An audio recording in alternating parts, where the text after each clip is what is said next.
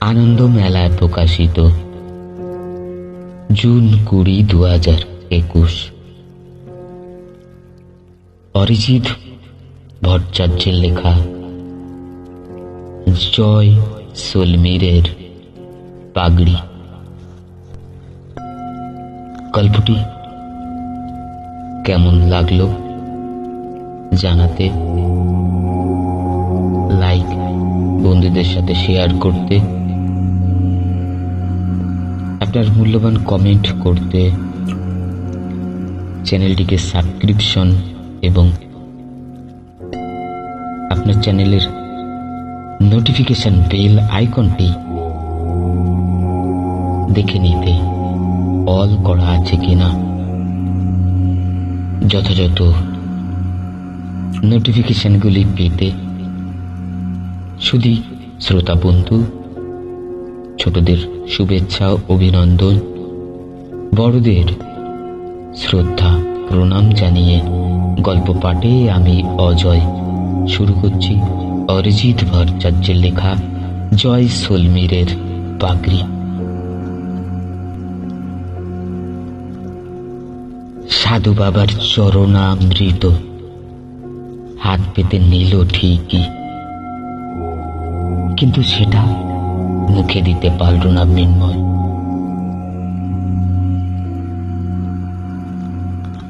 মনের ভিতর কেমন একটা অস্বস্তি হতে লাগলো।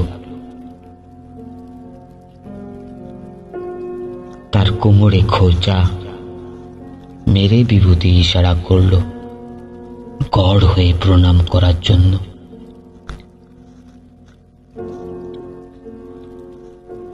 সবার নজর বাঁচিয়ে মৃন্ময় চরণামৃতের জল মাথার চুলে বুলিয়ে নিয়ে জামার হাতায় ভিজে তালুটা মুছে নিল।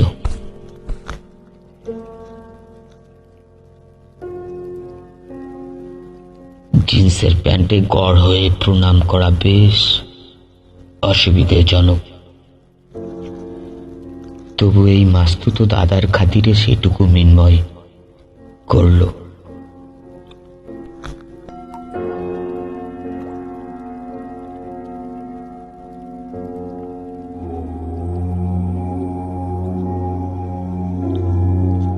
একজন প্রায় মিনিট 5 হলো সাধু বাবার বেদির সামনে সস্ত্রাঙ্গে প্রণাম করতে গিয়ে সেই যে শুয়েছে আর উঠছেই না।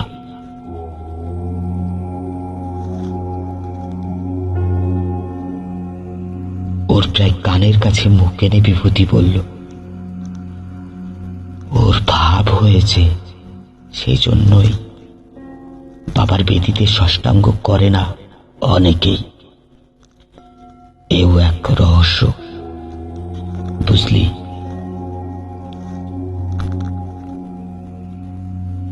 আশ্রমের পূর্ব প্রান্তে রয়েছে একটি মন্দির। সেখানে ছোট্ট একটি শ্বেত পাথরের বেদির উপর একটি শ্বেত মর্মর মূর্তি প্রতিষ্ঠিত রয়েছে।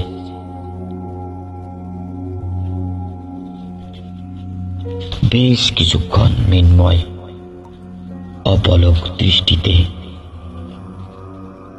তাকিয়ে রইল মূর্তিটার দিকে।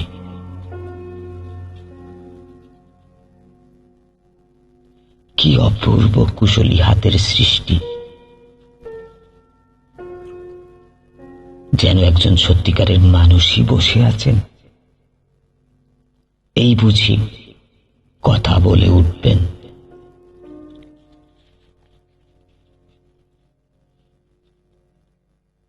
অজান্তেই তার মুখ থেকে বেরিয়ে এলো, উফ, অসাধারণ!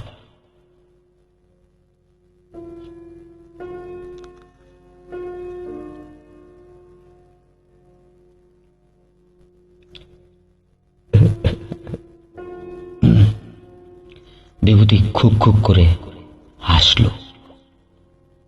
তবে বড় যে বলছিলি, এই বউড়া গায়ে নাকি দেখবার মতো কিছুই নেই।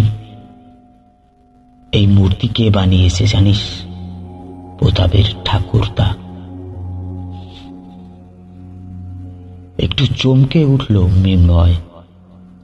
প্রতাপ মানে আমাদের বাড়িতে কাজ করে ও? আরে হ্যাঁ রে, বিভূতি বলে। ওরা কি এখানকার মানুষ নাকি?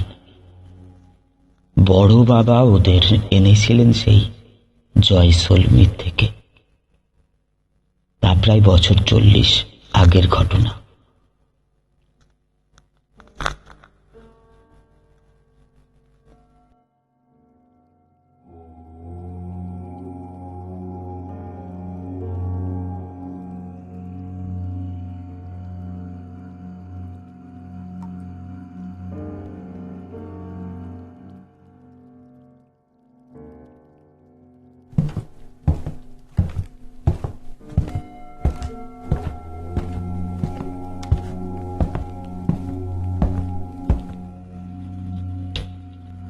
ওরা দুজনে উঠোনের একটা দিকে বসল। সাধু বাবার দিকে পিছু হয়ে বসা বারণ, তাই মৃন্ময় বাবু হয়ে বসল উত্তরের দিকে মুখ করে। বিভূতি বলতে থাকলো, ওই প্রতাপের দাদুকে তো তুই দেখিসনি। চেহারা কিছু ছিল মানুষটার, প্রায় 6.5 ফুট লম্বা, টিকালো নাকের তলায় গালপাট্টা, জোড়া গোপ আর চোখের সেই জ্যোতি। যৌবনে যে পেটানো শরীর ছিল আন্দাজ করা যেত। মানুষটা যখন ছেনি হাতুর ধরত বুঝলি, তখন একেবারে সাক্ষাৎ বিশ্বকর্মা।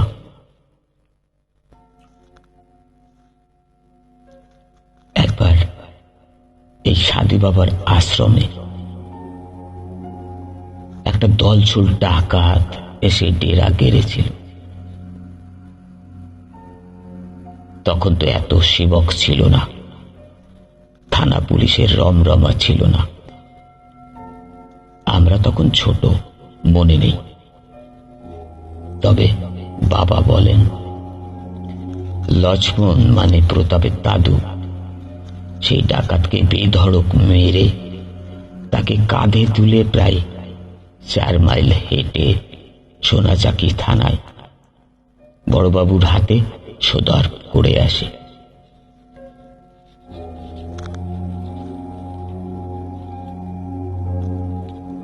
মৃন্ময় কল্পনায় দৃশ্যটা দেখার চেষ্টা করল। বিভূতি বোধ হয় আবার কিছু বলতে যাচ্ছিল। আয় বেবু, এদিকে আয় তো হেসেলে। চাল ডাল আর আলুগুলো বেইছে রাখতে হবে। ভাই এইখানেই বসুক কেন, তুই চ।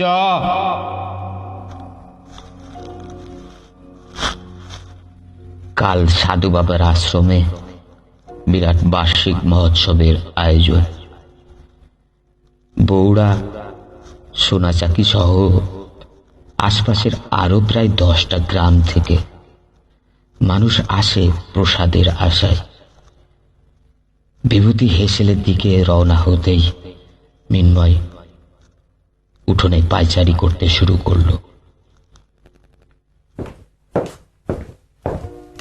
মে মাস, অথচ পরন্ত বিকেলে বেশ একটা মনোরম আবহাওয়া আশ্রমের মধ্যে।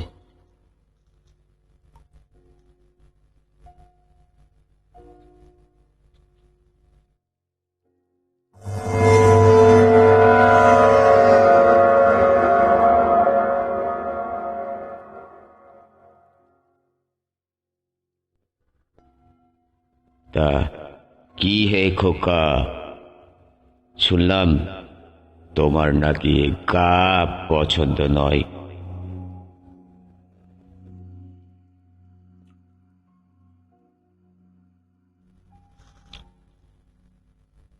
একটা গম্ভীর আওয়াজের প্রশ্ন শুনতে পেল মিন্ময়। আওয়াজটার উৎস খুঁজে না পেয়ে উৎসুক চোখে চারিদিকে দেখতে লাগলো সে।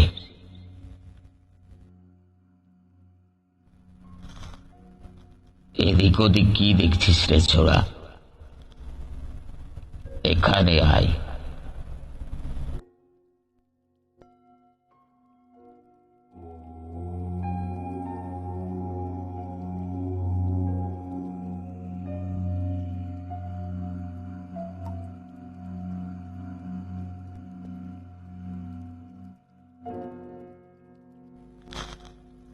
একবারের জন্য মনে হলো আওয়াজটা আসছে সাধু বাবার প্রস্তর মূর্তি থেকে, কিন্তু তা কি করে সম্ভব?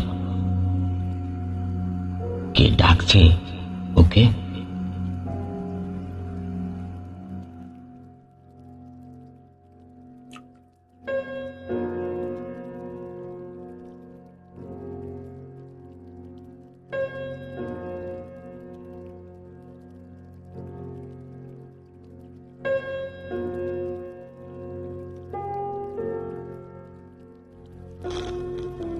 দেখো দেখি কালা নাকি বোবা।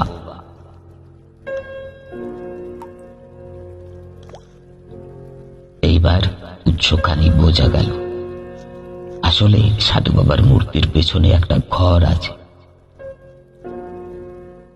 সেখান থেকে আওয়াজটা আসছে।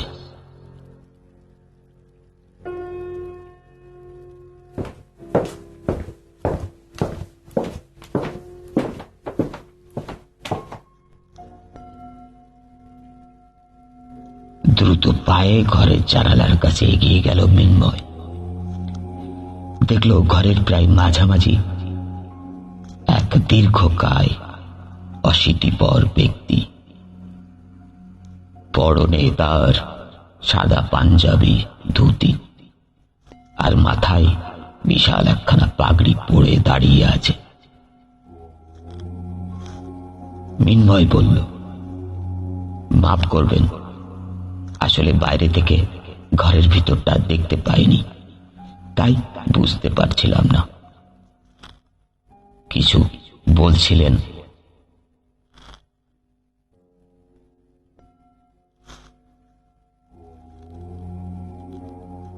তা বলছি বই কি, নইলে তোমার সঙ্গে মেলা বকতে যাবে কেন? বুড়ো বেশ খাপ্পা হয়ে আছেন কোনো কারণে।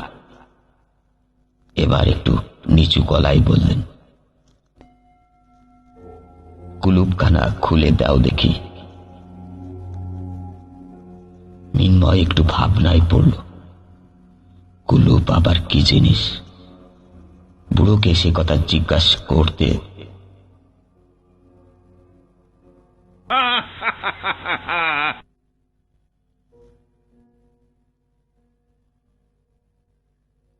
তিনি একগাল হাসি দিয়ে বললেন, আমারই ভুল, তোমরা সব শহরের বাবু গো।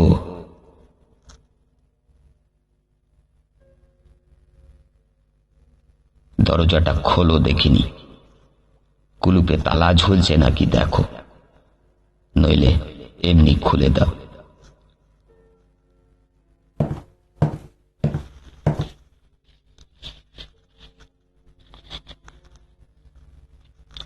দ্রুত সাধু বাবার প্রস্তর মূর্তির বাদিক ঘেঁষে গলি বারান্দায় পা রাখল মিন্ময়। হ্যাঁ, দরজা একটা রয়েছে বটে, কিন্তু তাতে তালা খোলা অবস্থায় ঝুলছে। ভেবে দেখল মিন্ময়, ক্লুব মানে হয়তো প্যাডল কটাই হবে। তালা সরিয়ে সেটা খুলে দরজাটা ঠেলা মারতেই একটা ভুটকা আষ্টে গন্ধ তার চোখে মুখে লেগে যেন তাকে ঘায়েল করে দিল। মাথাটা তার হঠাৎ ঘুরে যাওয়ার মতো হতে বারান্দার গ্রিলে হাত দিয়ে নিজেকে সামনে নিল ও ঘরের ভিতরে কিন্তু তাকিয়ে দেখল কেউ নেই। এবার কানে এলো একটা হাসির শব্দ।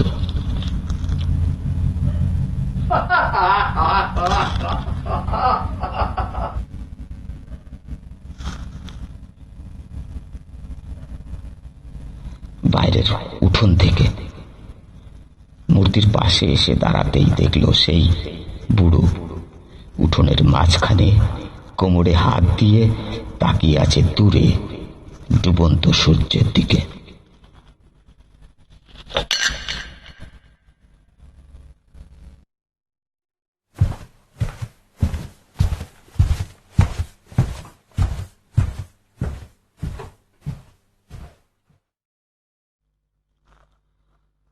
মিন্ময় বলল, আপনি আপনি বেরোলেন কখন?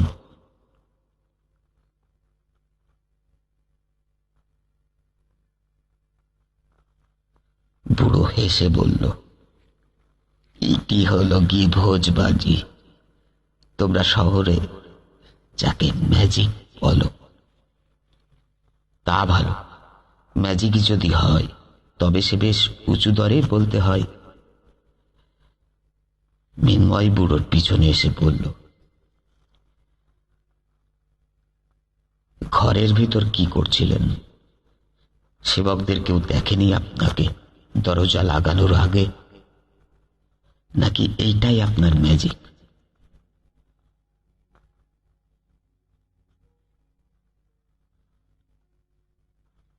বুড়ো এবার রহস্য করার মতো গলা নামিয়ে বলল, ম্যাজিক সে তো এইবারে হবে।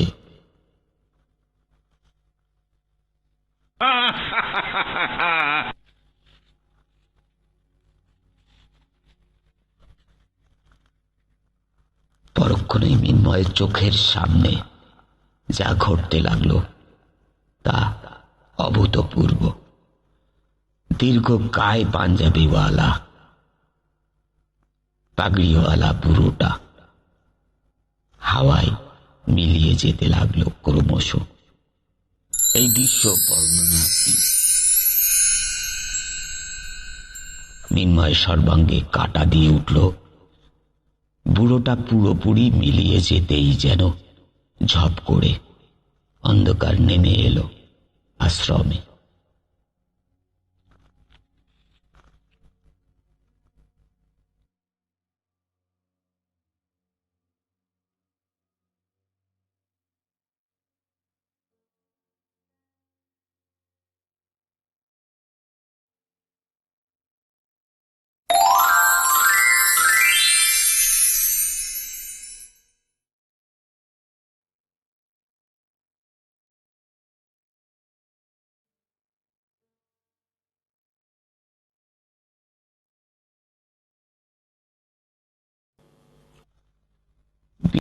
বিবুদা, প্রথম ডাকে আওয়াজই বেরোলো না গলা ছেড়ে। ছুট লাগালো মিন্ময় আশ্রম ছেড়ে মাসির বাড়ির পথে। বেশ একটা গোলযোগ শুনে ঘুম ভাঙল মিন্ময়ের।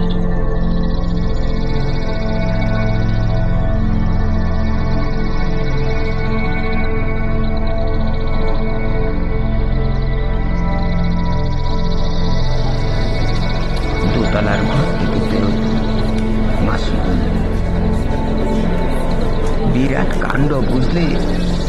সাধু বাবার আশ্রমে বাইরের বেদিতে কে যেন সাধু বাবার মাটির মূর্তি বানিয়ে নিয়ে গিয়েছে। এদিকে মন্দিরের ভিতর পাথরের মূর্তির গলা কেটে নিয়ে গিয়েছে। এসব অলক্ষণের ব্যাপার। মিন্ময়ের বুকটা কেমন ধরপড় করে উঠল। মাসি চলে যেতে গিয়ে আবার পিছন ফিরে পড়ল। নগেন ওঝা আবার নাকি আগের বছর একটা ব্রহ্মদূতের নিশানা পেয়েছিলেন আশ্রমে। ওই মন্দিরের ঘরে সে আটকা ছিল। আজ নাকি দেখা গেল সে দরজা আপনা থেকেই খোলা। গায়ে আবার মড়ক লাগবে কিনা কে জানে।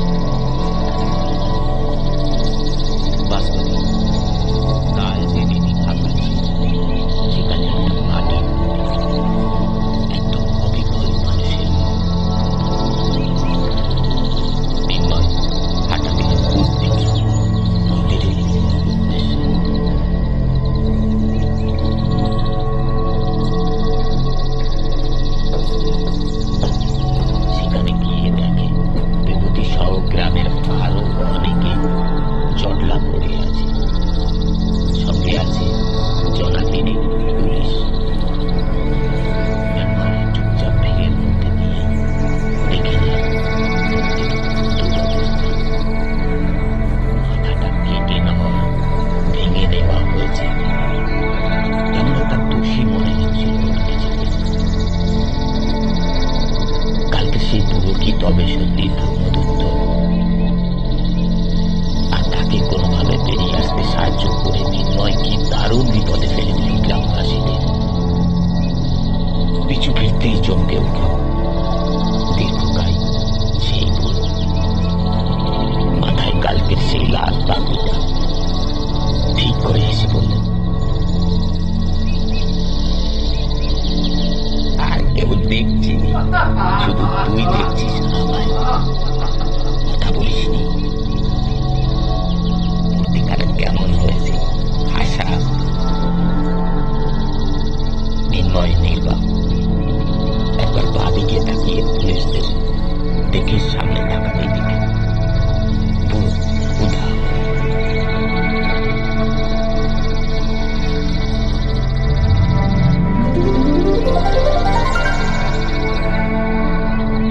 লক্ষ্মণ সিং ছিল যাক শিখতে, বুঝলি? তুই হয়তো ভাবলি ছেলে নিয়ে টুকটাক করে যাচ্ছে, কিন্তু ঠাউর করে দেখলেই বুঝতে পারবি চোখ, নাক, কানের ছাদ, এমনকি কোচকানোর চুলের পাহাড় অব্দি তৈরি হয়ে যাচ্ছে। বিভূতি এতখানি বলে আবার এক ফুটো চানাচুর মুড়ি ছুঁড়ে দিল মুখে। নির্ময় মুড়ি চিবোচ্ছিল ঠিকই, কিন্তু মনোযোগটা ছিল ওর অন্যদিকে। বিভূতি বলল, একবার বড় বাবা করলেন কি জানিস? লক্ষ্মণকে ডেকে বললেন যে, তুমি যদি মূর্তি করতে জানো, নাকি পাথর ঠাথর এনে দিলে ছাদে একটা সুন্দর নকশা করে দিতে পারবে। লক্ষ্মণ নাকি হ্যাঁ বলেছিল, তবে সেই কাজ আজও শেষ হয়নি। হঠাৎই এক রাতে লক্ষ্মণ মরে গেল। ডাক্তার বলেছিল হার্ট অ্যাটাক। সেই থেকে লক্ষ্মণের পরিবার এইখানেই থেকে গিয়েছে আমাদের দায়িত্বে। এসব বলে বিভূতি নজর করল মৃন্ময়ের মুড়ি অর্ধেকও শেষ হয়নি। বলে উঠল, আরে খা খা, এ কটা চানাচুর মুড়ি কি কাল অব্দি চিবুবি নাকি? আমি যাই একবার চণ্ডীতলায়।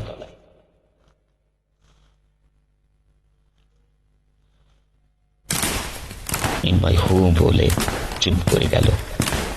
ও আসলে তাকিয়ে আছে ছাদের গার্ড ওয়ালে, বাইরের দিকে পা ঝুলিয়ে বসে থাকা পাগড়িওয়ালা বুড়োটার দিকে। মুড়ি ছেড়ে মৃন্ময় এগিয়ে এসে দাঁড়ালো বুড়োটার পাশে। এতবার দেখা হয়েছে যে লোকটাকে অশরীরী বলে মেনে নিতেই বরং বেশি খটকা লাগছে ওর। আস্তে করে বলল, কে আপনি? নিজে যদি অত ভালো মূর্তি করতে পারেন, তাহলে অমন সুন্দর মূর্তি ভাঙলেন কেন? ওটা আপনার বানানো নয় বলে কি তার দাম নেই? ওর প্রশ্ন শুনে বুড়ো খ্যাক খ্যাক করে হেসে উঠল। দাম?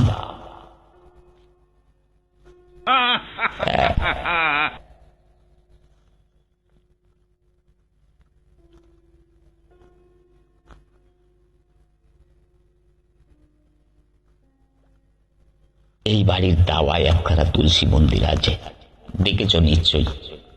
রোজ মাটি নেপে নেপে আজ ওই অবস্থা। প্রথম যখন গড়ে দিয়েছিল, তার রূপ দেখলেই তোমার তাক লেগে যেত। তারপর ওই যে চণ্ডীতলায় একখানা ভাঙা ফোয়ারা রয়েছে, সে কি চিরকাল অগ্নিধারা ছিল? কই, তাদের বেলায় তো কথা কয় আর কেউ নাই। ওগুলোর দাম নেই বলে আমি বিনে পয়সায় বানিয়ে দিয়েছি, তাই।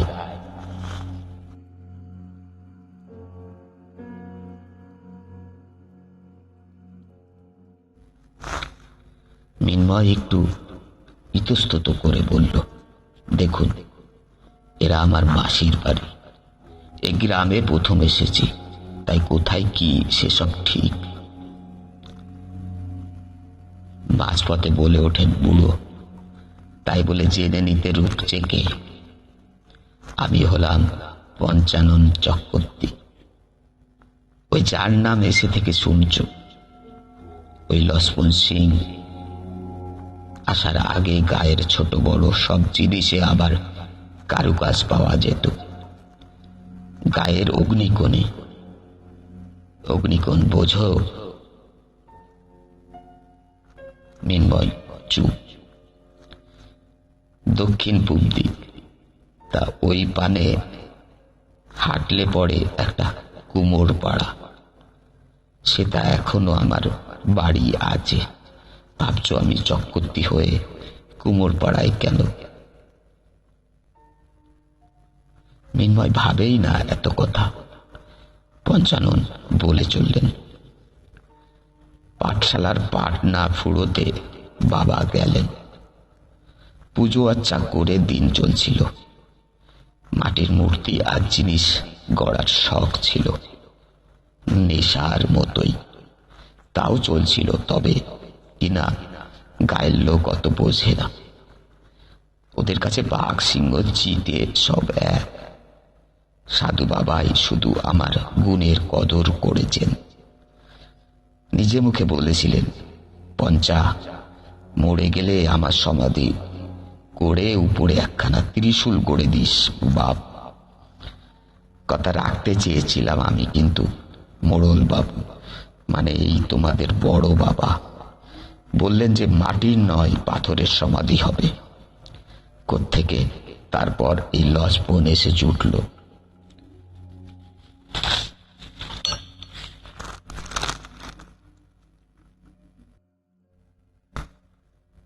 পাথরের সমাধি হলো, পাথরের মন্দির হলো,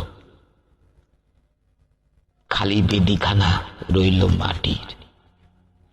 মোড়ল বাবুকে বললেন শুধু সাধু বাবার একটা মূর্তি করে দিতে চায়, কিন্তু ওই লক্ষ্মণ বলে বসলো, পাথরের মন্দিরে মাটির মূর্তি কেন? সাধু বাবা কেমন দেখতে তার দেখাই দিলে ওই বানায় দেবে।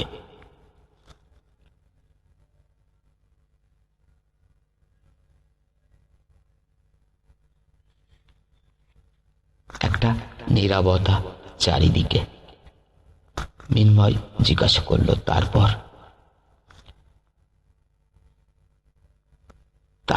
আর নাই জানলে? এই বলে হঠাৎই আগের বারের মতোই মিনময় চোখের সামনে মিলিয়ে গেল পঞ্চানন চক্রবর্তী।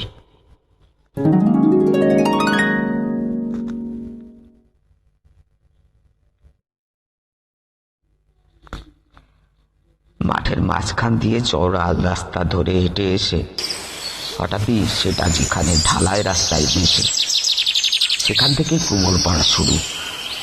একজন মাঝবয়সী লোক হেঁটে আসছিল ওর দিকে। তাকেই জিজ্ঞাসা করলো মিনময়, আচ্ছা, পঞ্চানন চক্রবর্তীর বাড়িটা কোন দিকে?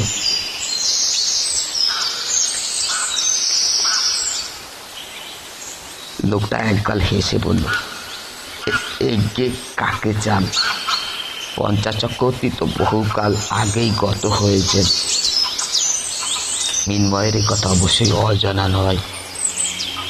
বলল, না, আসলে ওকে নিয়ে একটু দরকার ছিল। ওর পরিবারের কেউ আছেন নিশ্চয়। লোকটা বাঁ কানের লতিটা চুলকে বলল, তা বলতে গেলে ওর নিজের লোক কেউ আর এ তল্লাটে নাই, তবে সাগরেতরা আছে। ওদের একজন ছোটকা, তার সঙ্গেই একবার যদি দেখা হয়ে যায়।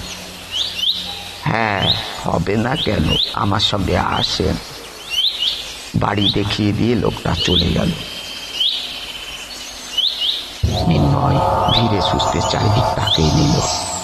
কে জানে পঞ্চা চক্রবর্তীও পিছু পিছু হাজির কিনা। একজন পেটে খাটো স্বাস্থ্যবান চেহারার লোক দরজা খুঁড়ে দাঁড়ালো। খালি গায়েই বেরিয়ে এসেছিল, তাই ভদ্রস্থ বাবু গছের লোককে দরজায় দেখে একটু যেন সংকুচিত হলো। মিনময় নিজের পরিচয় দিতেই কিন্তু তার মুখে হাসি ফুটল। আপনি মিনময়? আসেন, ভিতরে আসেন। আপ্যায়নের খুব যে সরঞ্জাম ছিল তা নয়, খান্দুই, গুড়ের নাড়ু আর জল, তবে আন্তরিকতা অনেকখানি। মৃন্ময় প্লেটটা হাতে নিয়ে বলল, আপনি চেনেন আমায়? না, তা ঠিক চিনতুম না।